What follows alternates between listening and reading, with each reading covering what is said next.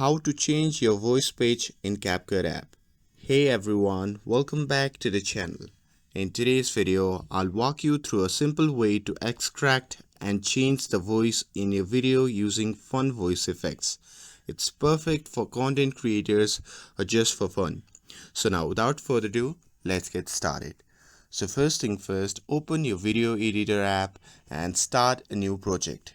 Now import your video file into the project so we can begin editing.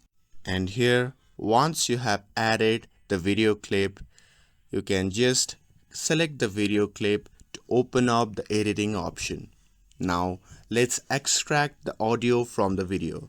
So here, look for the option that says extract audio in the menu and just tap on it. Now once you do that, it will separate the video and audio tracks on the timeline, and after that you can just click on the audio track to select it. Now head over to the voice effects section, and here you can adjust the pitch of the voice. You can make it higher or lower. You can add robot, echo, or even alien voice effects, and you can explore many other fun presets to get creative. And that's it.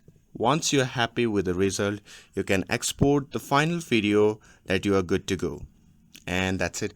With this, if you found this video helpful, then don't forget to like, share, and subscribe to get updated for more videos.